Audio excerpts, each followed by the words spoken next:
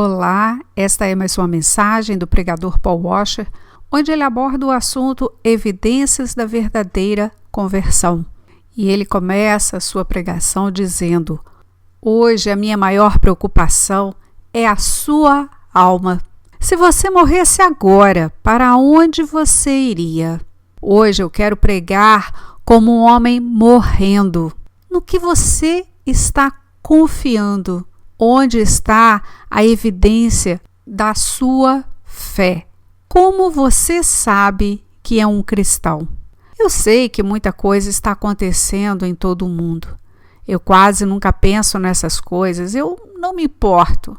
Um dia chegará e o que vai acontecer é o seguinte: estarei diante do trono de Cristo e você também, e seremos julgados. Eu não sou um profeta e nem um filho de um profeta, mas sei que dentro de um ano, provavelmente, alguns de vocês podem morrer. Aproximadamente 150 mil pessoas morrem todos os dias. Aqueles que estão lá na rua marchando, quando eu vi pessoas ali protestando na rua, eu não via pessoas, eu só vejo almas, só enxergo almas morrendo sem Cristo. Quando os conservadores se encontram nas suas conferências, seus comícios, eu não consigo pensar sobre política. Eu vejo a multidão e penso, e eles? Eles precisam de Cristo. Para muitos de vocês, jovens, seus pais os criaram na igreja e talvez eles tenham experimentado as bênçãos das virtudes na igreja, o amor na igreja. Mas vocês ainda não fazem parte da igreja, porque não são parte de Cristo, não conhecem a Cristo. Alguns de vocês acreditam que são crentes, mas vocês não são crentes. Não há nenhuma evidência, apenas uma confissão de fé vazia. Então hoje eu vou pregar sobre o Evangelho e nós vamos falar sobre uma questão muito importante: como nós podemos saber que nós somos cristãos. E é interessante, eu vou começar em 2 Coríntios, mas o texto principal está em 1 João. Apenas como uma introdução, vamos ler 2 Coríntios 13, 5. Examinai-vos a vós mesmos se realmente estáis na fé. Provai-vos a vós mesmos. Ou não reconheceis que Jesus Cristo está em vós? Se não é que já estáis reprovados. Irmãos, hoje em dia, quando uma pessoa que confessa ser cristã, que confessa a Cristo, mas não está caminhando como uma cristã, muitas vezes os pastores chegam perto e perguntam: por que você não está vivendo como deveria viver? Como cristão, você não sabe que você é um cristão? Bom, não é uma boa pergunta. Você não deve abordar os seus filhos dizendo: você é um cristão, você deve se comportar como cristão. Não. Você deve dizer algo diferente, algo mais bíblico. Você deve dizer: olha, você diz que é cristão, mas você não está caminhando como cristão. É muito possível que você não seja cristão. E você deve se examinar à luz das Escrituras para ver se você realmente está salvo. É muito perigoso ser filho de um cristão. E eu digo por quê. É muito perigoso quando o seu pai, todos os dias da sua vida, tem um tempo devocional na sua casa. É muito perigoso ser uma criança criada em uma igreja bíblica. Sabe por quê? Porque você começa a pensar que é um cristão, mas você não tem uma fé pessoal em Cristo. E não há evidências de verdade que você está na fé. Nós temos que nos examinar, mas temos que nos examinar à luz das Escrituras. E 1 João 5,11 diz que o testemunho é este, que Deus nos deu a vida eterna, e esta vida está no seu Filho. Aquele que tem o Filho tem a vida, e aquele que não tem o Filho de Deus não tem a vida. Essas coisas vos escrevi a fim de saberdes que tendes a vida eterna, a vós outros que creem no nome do Filho de Deus. É muito interessante que no Evangelho de João, lá ele nos explica por que ele escreveu o Evangelho. Para que acreditemos no Filho de Deus, para que tenhamos vida eterna. Agora, na sua primeira carta, ele faz o mesmo. Ele explica a razão pela qual ele escreveu a carta. E ele diz no versículo 13, ele se refere a tudo que é encontrado em 1 João. Estas coisas vos escrevi a fim de saberdes que tendes a vida eterna a vós outros que credes em nome do Filho de Deus. É muito possível que havia um grupo de falsos profetas que tinham entrado na igreja, talvez as raízes dos gnósticos, um grupo de hereges muito perigoso. E eles ensinavam que eles tinham conhecimento esotérico escondido de Deus e que as correntes comuns não possuíam este conhecimento e por isso eles não faziam parte do corpo de Cristo. Mas João vai dar aos verdadeiros crentes várias provas pelas quais podem se examinar para ver que eles são filhos de Deus e não hereges. Mas ao mesmo tempo, hoje em dia, nós podemos usar os mesmos textos para examinar as nossas próprias vidas, para enxergarmos se somos realmente cristãos. São vários testes e é claro que não temos tempo para passar por todos eles, mas eu vou tocar em alguns tópicos muito importantes sobre como você pode saber se você é um crente. Primeiramente, versículo 11. E o testemunho é este, que Deus nos deu a vida eterna e esta vida está no seu Filho. Aquele que tem o Filho tem a vida. Aquele que não tem o Filho de Deus não tem a vida. Agora eu tenho servido ao Senhor, já tenho uns 35 anos e sacrificado eu tenho sofrido. Eu sofri na selva, na guerra, nas montanhas, risco de terroristas, economicamente e pregando.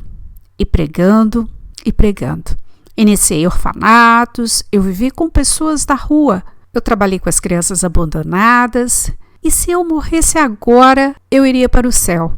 Mas não por causa de nenhuma dessas coisas. Se eu morresse agora, eu iria para o céu porque Cristo morreu pelos pecadores. É a minha única ostentação. E a cada ano, a mais de vida, essa verdade se torna uma realidade cada vez maior. Eu tenho apenas uma esperança. E o melhor momento de misericórdia da minha vida, o melhor dia de trabalho da minha vida, só iria me levar para o inferno. O ladrão que morreu na cruz e o apóstolo Paulo, que serviu ao Senhor talvez 30, 35 anos e depois ele morreu como um mártir, os dois alcançaram o céu pelo mesmo motivo, pelo qual Cristo morreu pelos pecadores.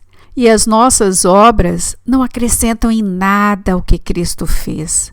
Precisamos entender, é apenas Cristo, apenas Cristo. Então, marca aí rapidamente, vamos a Filipenses capítulo 4. É uma das definições mais claras do que é um cristão em toda a Escritura. Filipenses capítulo 4, versículo 3. Portanto, nós é que somos a própria circuncisão. Todos nós que adoramos pelo Espírito de Deus, que nos gloriamos em Cristo Jesus e não depositamos confiança alguma na carne. Isso é que é um crente. Se você se aproxima de um verdadeiro crente e diz para ele assim: olha, eu tenho observado a sua vida, você é um homem piedoso, um homem tão dedicado a Deus, um homem com tantas boas obras, e eu tenho certeza que, pelo que eu vejo na sua vida, você vai para o céu. Esse homem, se ele for um verdadeiro crente, ele vai gritar: blasfêmia, blasfêmia, fique longe de mim. Como você pode falar tanta falsa doutrina? Eu vou para o céu por uma única razão. Cristo morreu pelos pecadores. Eu não tenho nenhuma confiança na carne. Eu não confio em qualquer obra que eu tenha praticado. Apenas em Cristo Jesus. Na minha igreja, eu sou um simples membro da igreja. E os anciãos deram para mim a obra de pregar para os jovens. e os estudantes universitários. Então, 2 vezes na semana eu vou para 2 universidades diferentes para pregar. E muitas vezes os jovens das faculdades vêm de famílias conservadoras e eles se aproximam de mim com sinceridade. Eles sempre se aproximam e me dizem: pastor, obrigado por estar aqui. E eu sempre pergunto: você é um cristão? E eles me respondem assim: bem, eu estou tentando, eu tenho uma Bíblia lá no meu quarto, eu sei que eu preciso ler. Eu não estou indo muito à igreja, mas eu sei que eu tenho que ir na igreja. Eu tenho que fazer muita coisa e eu estou tentando ser um cristão. São jovens que estiveram em igrejas durante 19 anos. E com amor e paciência, eu digo para eles: você está falando como um descrente, você está acreditando em uma falsa doutrina. Pelas tuas palavras, eu tenho que te dizer que não há evidências de que você é um crente. E eles dizem: mas pastor, como? Eu estou tentando, eu sou sincero. E eu digo: claro, eu acredito que você é sincero, mas você não entende o evangelho. Um cristão verdadeiro vai dizer: sim, pastor, eu sou cristão. Por quê? Porque Cristo morreu por mim e eu confio nele e não tenho nenhuma confiança na minha igreja, na minha vida devocional bíblica, nas minhas orações, no meu batismo, nos meus pais, nos meus avós. Eu não tenho confiança em nada disso. Eu tenho confiança apenas em Cristo. E eu digo a você, cada ano que passa, desde quando eu me converti, eu pensava: bem, eu vou crescer, eu quero ser um homem como o apóstolo Paulo um dia, ser um homem mais dedicado ao Senhor. Eu acredito que eu cresci, mas a cada ano eu vi mais e mais os meus pecados e mais pecado. Mas ao mesmo tempo a minha necessidade de graça. A minha necessidade de graça é algo lindo na minha salvação. E essa necessidade de graça, ela é encontrada exclusivamente na pessoa e na obra de Cristo Jesus, meu Salvador. E as minhas obras não acrescentam em nada. Eu não aumento em nada o que Ele fez por mim. E se fosse assim, se fosse 99% Cristo e 1% Paul Washer iria para o inferno. É 100% Jesus Cristo. E saber disso, o meu amor por Cristo é cada vez maior. Fora dele, a parte dele, eu não tenho nada, nada. É por isso que ele diz: aquele que tem o Filho tem a vida. E aquele que não tem o Filho não tem a vida. É isso. Mas agora temos que nos perguntar: como podemos saber? Eu quero falar apenas 2 coisas. Primeiramente, como em Filipenses capítulo 3, nós reconhecemos se somos salvos ou não, se somos salvos por Cristo e a sua obra por nós. E se sabemos que não contribuímos com nada. E a segunda coisa importante a entender é quando uma pessoa acredita em Cristo, não é apenas uma decisão humana. É uma decisão humana, mas é muito mais do que uma decisão humana. É uma obra sobrenatural do Espírito Santo. É uma obra, assim, que ele trabalha de tal maneira que nós, neste momento da conversão, nós vamos ser criados como novas criaturas. Quando a Bíblia fala do crente como uma nova criatura, não está falando sobre poesia, não está falando em metáforas, é uma realidade espiritual. Em Ezequiel 36, nós podemos ver dessa maneira. O homem que não acredita, ele tem um coração de pedra, que não responde a Deus. Uma estátua. Eu posso colocar uma estátua assim, posso chutar ela, mas é estátua e ela não vai responder esse estímulo de jeito nenhum. Por quê? Porque ela não tem vida. Mas Deus diz que Ele remove o coração de pedra e coloca um coração de carne no lugar desse coração de pedra. Geralmente na Bíblia essa palavra carne não é uma palavra muito boa, mas nesse caso aqui, sim. Uma estátua de pedra, eu posso bater nela e ela não vai responder. Se eu bater em um homem vivo, ele vai responder. Se eu chutar um homem vivo, ele vai responder. Então, antes de nos tornarmos cristãos, Nós tínhamos um coração de pedra, um coração morto para Deus e vivo para o mundo, para o pecado, respondendo ao mundo e ao pecado, cumprindo a vontade de Satanás, mas morto para Deus. Mas no momento que uma pessoa crê, ela crê por causa de uma obra regeneradora do Espírito Santo e a pessoa se torna naquele momento uma nova criatura. E sendo uma nova criatura, a pessoa vai viver de acordo com a sua nova natureza. Você está entendendo? Eu vou dar uma ilustração. Eu sou da roça, então eu vou falar sobre coisas da roça. Por exemplo, porcos. Digamos que nós temos porcos aqui. Um porco bem gordo e amarrado. E digamos eu tenho aqui um prato da melhor comida de Paris. Então eu tenho um prato da comida mais fina, bem aqui, ó. E desse lado eu tenho lixo, muito lixo. E então eu digo para soltar o porco: para onde vai o porco? Eu sei que a maioria de vocês são da cidade, mas pelo menos podem entender o que eu estou dizendo. O porco vai para onde? Vai para o lixo. E por quê? Porque ele é porco, você não pode culpar ele é porco e porco gosta de lixo. Então vamos dizer que o porco está comendo lixo, ele está feliz, está muito feliz, ele não tem vergonha, todos estão assistindo ele, mas ele não tem vergonha, ele está feliz, está comendo, a comida está deliciosa para ele. Mas digamos que daqui a pouco eu tenho o poder em 1 segundo de transformar o porco em um homem. O que vai acontecer? Eu não vou ter que fazer nada com a vontade dele. Eu não vou ter que manipular a vontade dele. Eu não vou ter que ensinar a ele. No momento em que eu tocar na natureza dele, o que vai acontecer? Ele vai retroceder. O lixo que ele estava comendo, ele vai vomitar aquilo, porque por natureza você não pode comer lixo. Bom, e quando ele voltar e olhar para você, ele vai sentir vergonha. E eu acabo de descrever a sua conversão. E aí? É a sua conversão? É ela? Vou dar outra ilustração. Digamos que há um homem não convertido e ele tem que ir para o trabalho pela manhã, por volta das 8 horas da manhã, debaixo de uma nevasca. E ele tem uma reunião importante, ele está um pouco nervoso, preocupado com a reunião e ele tem que sair bem rápido e não pode nem tomar o café da manhã.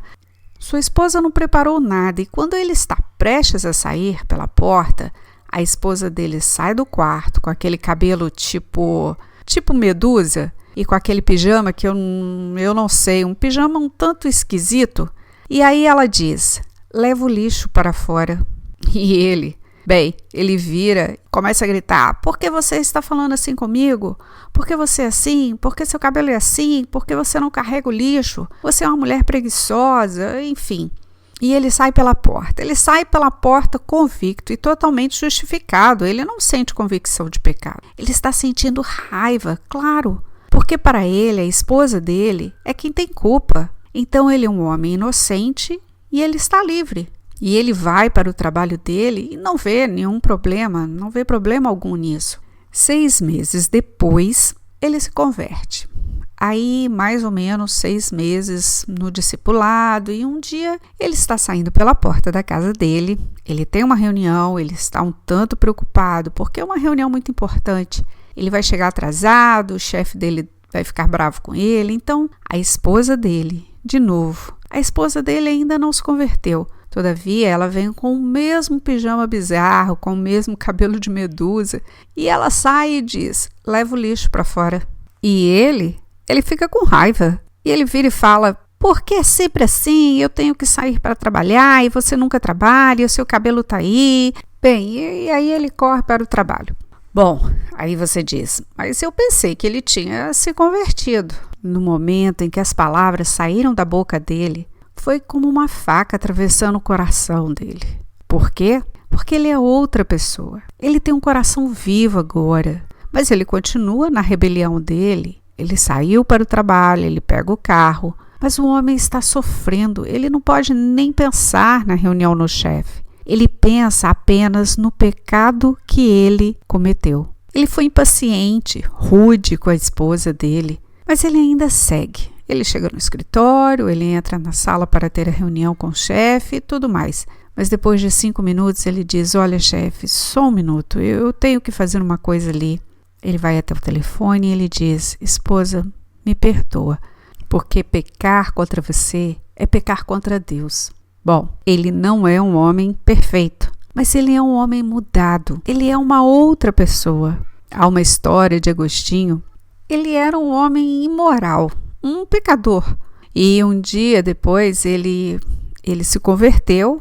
Ele estava caminhando na rua, lá na cidade, e uma prostituta do 2º andar viu ele pela janela e disse: Agostinho, Agostinho, sou eu, Agostinho. E Agostinho disse: sim, mas não sou eu mais.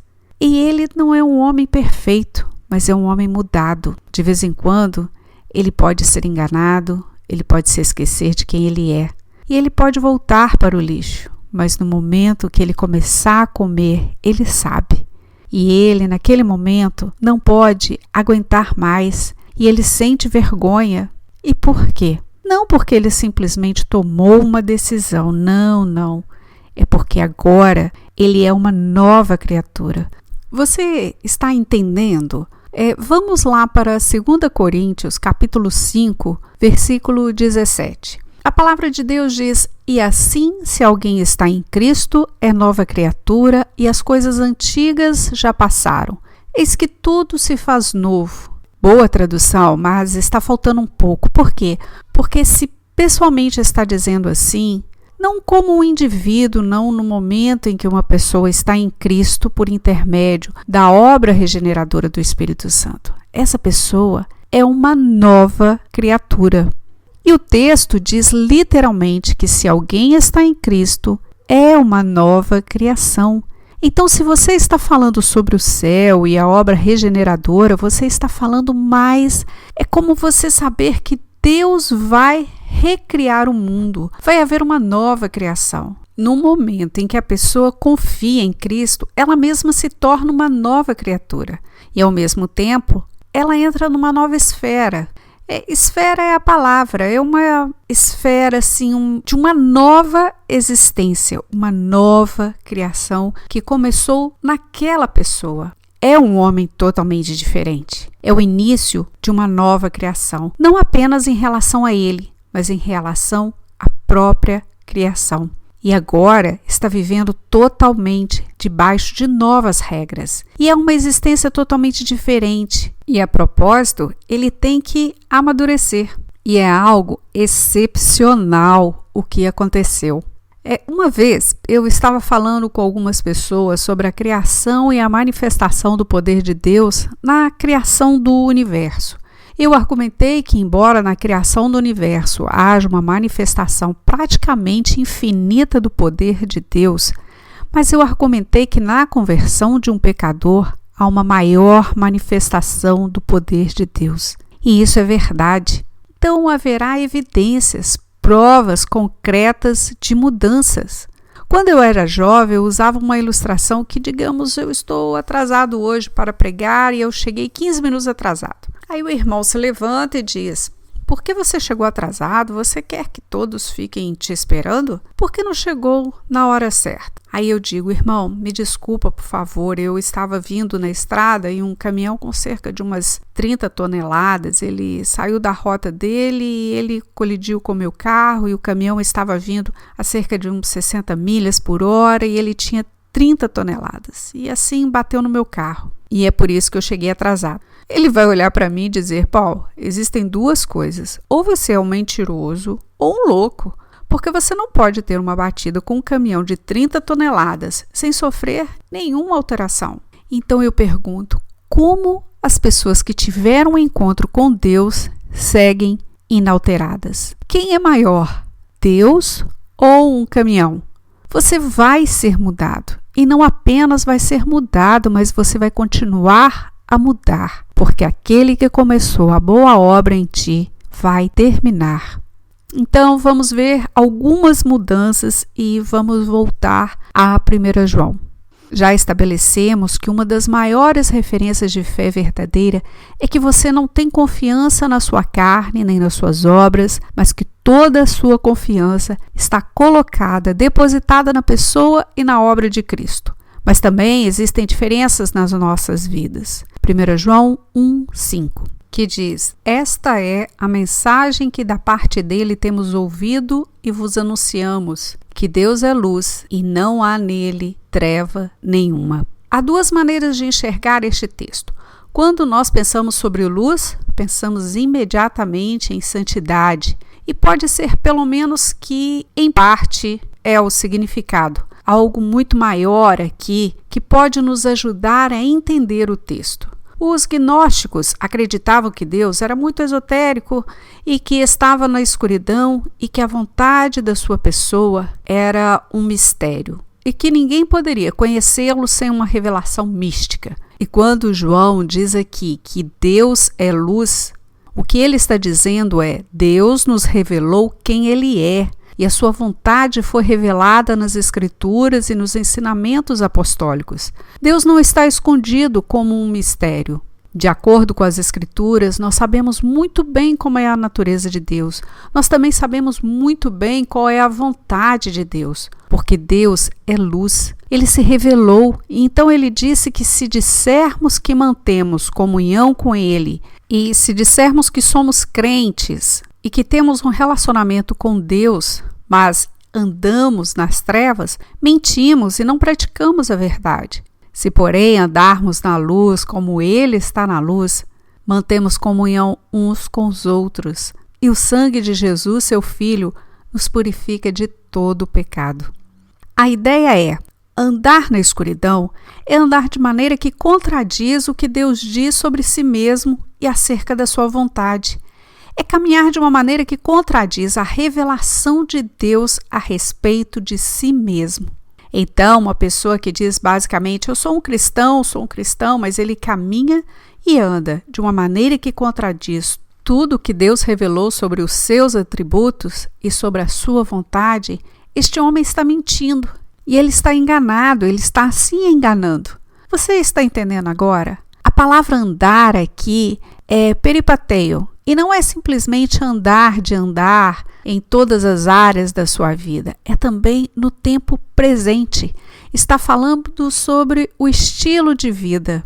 Vamos dizer que você não vai muito com a minha cara. Aí então você diz: esse Paul, não, isso é um hipócrita, um falso mestre. E então você quer mostrar para todo mundo. Você sai com uma câmera, ok? Aí você fica esperando lá na porta da minha casa todos os dias. Aí um dia eu saio, não tomei o café da manhã, saio na chuva e na minha porta tem um gato. Então eu saio pela porta e olho e eu chuto o gato. Então você vai e tira foto. Agora eu tenho a prova de que Paul não é crente. Olha o rosto dele e de verdade é pecado. E se fosse um cachorro também seria. Eu estou com raiva, impaciente, enfim. Mas você só pegou um momento da minha vida, nada mais. Não há evidência. Mas se você seguir com a sua câmera de vídeo por 1 ano e você me vê lá na minha casa, quando eu estou com os meus filhos, durante a minha vida, quando eu estou com a minha esposa, o meu tempo devocional, privado e outras coisas, você vai encontrar evidências de que eu sou um cristão. Uma evidência mais forte, mais confiável do que a cena do gato, por exemplo. Quando João fala, ele está falando sobre esta carta. Ele não está falando sobre perfeição, aquele que anda perfeitamente na revelação de Deus. Não é isso. O que ele está dizendo é: um homem, uma mulher, um jovem que colocou toda a sua confiança na pessoa e na obra de Cristo e o seu estilo de vida. O que é que esta pessoa realmente está se esforçando para aprender de Deus? Está se esforçando para saber a vontade de Deus. E ele está verdadeiramente lutando para caminhar de acordo com o que as Escrituras ensinam sobre Deus e a sua vontade. Vocês estão entendendo? É uma das referências. Por exemplo, neste momento na Califórnia, nos Estados Unidos, a maioria dos homens não estão pensando em quem Deus é e como posso conhecê-lo melhor, ou eu vou estudar as Escrituras para aprender e entender como é a natureza de Deus. Não a maioria daqueles que se dizem evangélicos. Não estou falando sobre eles. Eu estou falando sobre vocês. E este é o primeiro teste. Te dá confiança de que você conhece o Senhor ou está criando dúvidas em você. Vamos para o segundo teste, versículo 8. Se dissermos que não temos pecado nenhum, a nós mesmos nos enganamos e a verdade não está em nós. Se confessarmos os nossos pecados, Ele é fiel e justo para nos perdoar os pecados e nos purificar de toda a injustiça. Se dissermos que não temos pecado, fazemo-lo mentiroso e a sua palavra não está em nós. Bom, aqui nós podemos ver a grande sabedoria de Deus. Se lermos apenas o primeiro teste, a pessoa pode entender errado e pensar, está falando sobre perfeição. Mas a segunda evidência de que alguém é realmente um crente não é que ele não tem pecado ou que eu não veja pecado em sua vida, mas sim que ele reconhece o pecado na sua vida. Você lembra? Antes era um coração de pedra, um coração insensível ao conhecimento de Deus, mas agora com um coração novo, vivo, ele é sensível à vontade de Deus. Você agora pode enxergar o pecado como nunca. Sabe, jovem, se você é jovem na fé, a cada ano você vai conhecer mais e mais o pecado. Você vai se tornar mais e mais sensível ao pecado na sua vida. Por quê? Porque o homem que anda na escuridão, nas trevas, ele não pode ver a sujeira no seu próprio corpo, nas suas roupas. Mas quando você vai para o sol, quando a luz nasce e mais luz, é aí que ele pode enxergar mais claramente. O pecado permanece. Então, uma das maiores referências de um crente é que, a princípio, reconhecemos o nosso pecado, ao tal ponto que nós também reconhecemos que nós não podemos nos salvar. Nós não temos boas obras, nós não temos virtudes, nós não temos méritos pessoais que possam ser oferecidos a Deus para ganhar a nossa salvação. E mais, após a nossa conversão, este reconhecimento do pecado continua a crescer. Você está entendendo? Crescer. Então, uma das maiores referências de uma pessoa, se ela é crente, não é apenas que reconhece o seu pecado, porque alguém pode reconhecer o seu pecado e ficar ali, sem esperança, um arrependimento para a morte. Mas o crente, visto que tem uma esperança viva, ele reconhece o seu pecado e pode causar muita dor, mas ele tem esperança. E a sua esperança é na graça de Deus. Isso leva a confessar o seu pecado. A palavra confissão é muito importante. Muitas pessoas, elas simplesmente não entendem. Elas não entendem o que significa. É homologueio. Isso significa dizer a mesma coisa, falar a mesma coisa. Então, confissão é assim, quando eu vejo a palavra de Deus, o Espírito Santo, ele está trabalhando na sua vida.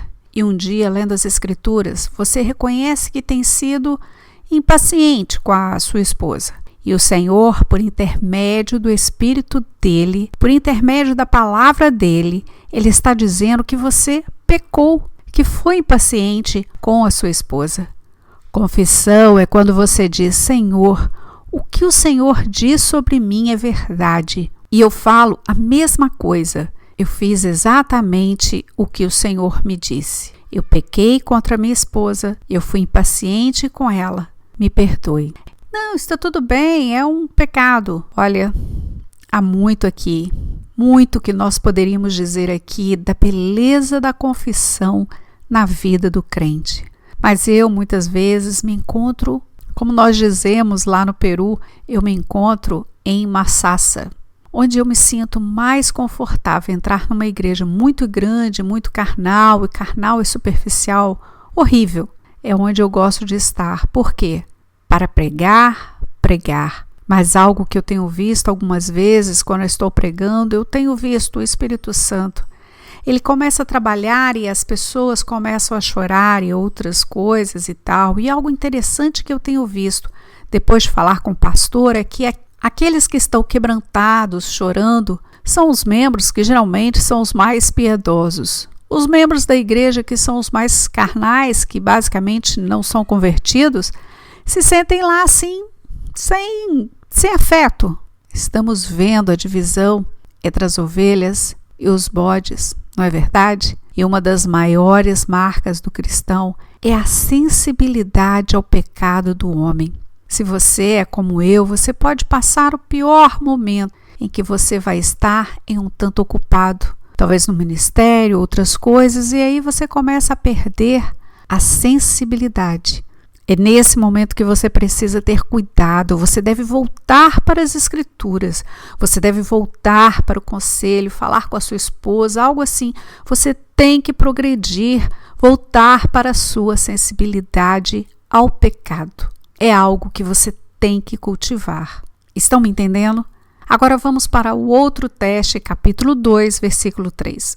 Ora, sabemos que o temos conhecido, por isso, se guardarmos os seus mandamentos, aquele que diz, eu conheço, e não guarda, é basicamente uma pessoa dizendo, eu não sou um cristão, e hoje eu encontrei a Cristo.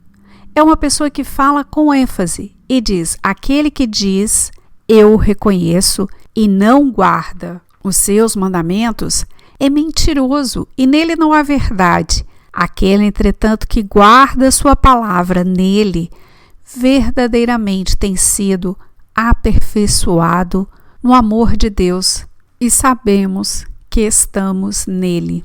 Talvez você esteja pensando, eu não sou um cristão, porque eu não guardo os mandamentos dele perfeitamente.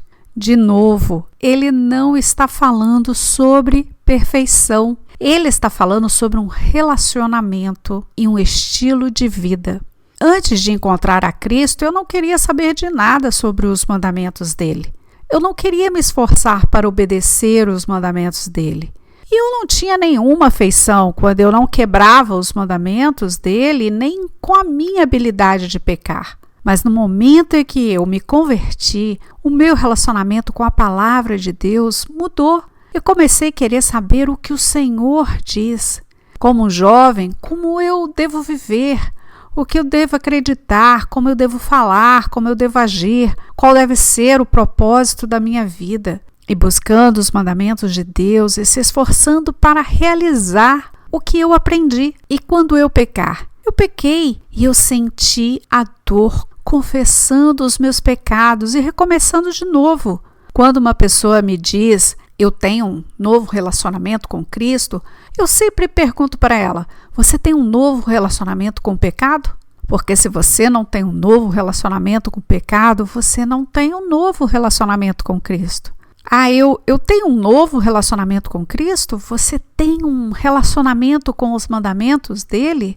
Se você não tem um novo relacionamento com os mandamentos dele, você não tem um relacionamento novo com ele. Quando eu me casei, eu falei com 2 grupos de mulheres. Eu falei com um grupo que é a minha esposa.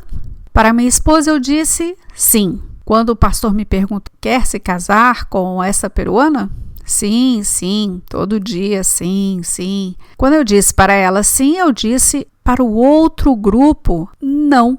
Quando eu digo sim para Cristo, eu disse não para o mundo. Sim, os seus mandamentos, não para a minha própria vontade, sim para a justiça, não para o pecado. De novo, não estamos falando sobre perfeição, estamos falando sobre uma nova inclinação de vida, um novo estilo de vida. Vocês estão entendendo? O versículo 6 diz, aquele que permanece nele deve também andar assim como ele andou. Bom, então, nenhum de nós é salvo? Quem anda como ele andou? Quando eu era um menino, na minha família, nós tínhamos um rancho de cavalos e vacas. E no inverno, durante as nevascas muito fortes, havia gelo nos lagos. E nós tínhamos que quebrar o gelo e pegar água para os cavalos. E desde que eu tinha uns 5 anos de idade, eu já trabalhava lá com o meu pai.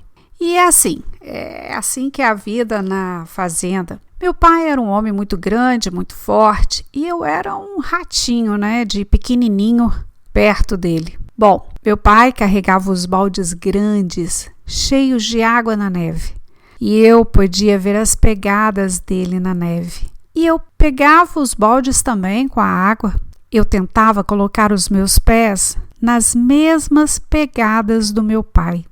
Uma pessoa que estivesse observando, ela teria pensado assim: esse menino parece uma aranha bêbada caminhando na neve. Mas uma pessoa ainda que zombando iria dizer: esse menino é claro, ele quer ser igual ao pai dele. Ele quer andar nas mesmas pegadas do pai dele. O mundo, meus queridos, vão zombar de nós, porque nós falhamos, nós pecamos e muitas vezes nós perdemos. E se você é um crente, o mundo vai zombar de você.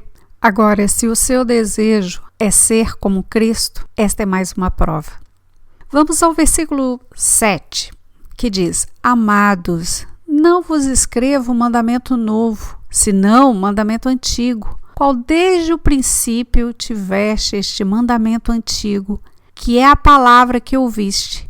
Todavia vos escrevo um novo mandamento, aquilo que é verdadeiro nele e em vós, porque as trevas vão se dissipando e a verdadeira luz já brilha. O que ele está dizendo? Te dou um novo mandamento, dou um novo mandamento antigo, enfim, não é antigo. O que basicamente ele está dizendo é o seguinte: é um texto muito difícil, mas ele está dizendo isso. Desde o início, Deus é um Deus de amor. E o mandamento de amar não é novo, mas sim é desde o princípio. Até na lei nós podemos ver o mandamento do amor. É antigo desde o começo e é o cumprimento da lei, amor. Mas também é um novo mandamento, porque na pessoa e na obra de Jesus Cristo nós vemos uma revelação do que significa amor. É um relacionamento tão grande, é como se Deus nunca tivesse falado de amor. Nós temos um padrão tão alto, amar como Cristo amou.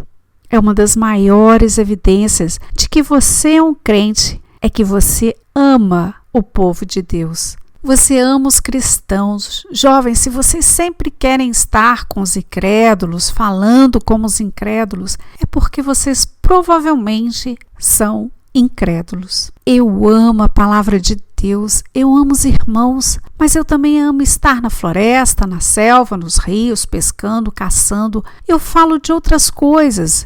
Eu como tacos com o pastor, mas irmãos, o meu maior desejo é estar com os irmãos. Quando me convidam para vir aqui na Califórnia, estar com vocês, grande privilégio. Jovens, escutem. Vocês querem estar com seus amigos porque eles também amam Jesus? Ou você quer estar com pessoas que nem sequer pensam em Jesus? Como que é, meu irmão? Vocês se preocupam com o povo de Deus? Hoje em dia, todos estão lutando pelo seu povo. Aqui nos Estados Unidos, e eu luto diariamente pelo meu povo. Meus irmãos na China, que estão numa prisão, na Coreia do Norte, no Peru, que sofre com o coronavírus, tanto assim como os pastores que morreram na selva, na Ásia, no Camboja, Mongólia, Paquistão. Esse é o meu povo. Você ama o povo de Deus? Sim, pastor, como? Me dê um exemplo. Eu quero ver as suas feridas, quero ver o que você faz. Uma das maiores referências de que somos cristãos é que nós amamos os irmãos, amamos a igreja e servimos aos irmãos com obras práticas. Que Deus os abençoe. Amém, queridos.